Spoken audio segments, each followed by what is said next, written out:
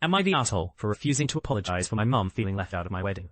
Last March, my husband, who is 30 years old, and I, who am 32 years old, had a small wedding. Since then, things with my mum have been a total mess. For background info, my dad passed away several years ago.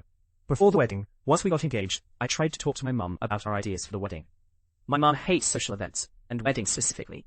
She thinks they're a waste of money and an inconvenience to guests. She kept pressuring us to elope or have a micro-wedding. Keep in mind that she wasn't paying for anything. After telling her no a dozen times, I finally snapped and told her to drop it. After that, she completely shut down and lost interest.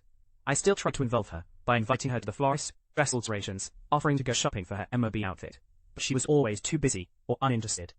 I even asked her to get ready with me in a bridal suite, but she refused, saying she'd rather get ready at home because she didn't want to socialize. She even skipped the rehearsal dinner because she didn't feel wanted. The wedding day. On the day of, she showed up to the bridal suite with my uncle in tow. The room was tiny with zero privacy, and I didn't want a man in there while we were all changing.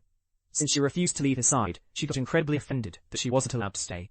For the record, she was already completely ready, outfit, hair, makeup, so she would have been the only one not being exposed.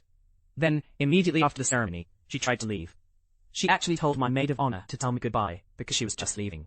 It took multiple people convincing her to stay just to take photos and say a proper goodbye. It was a huge, disappointing scene. She missed the reception entirely, and of course, this was incredibly noticeable to all of our guests. Present day, she'd been crying to relatives and her friends about how disappointed she is that she wasn't included, and claiming I've pushed her out of my life. She's refusing to have a real conversation with me until I apologize for not taking her feelings into consideration.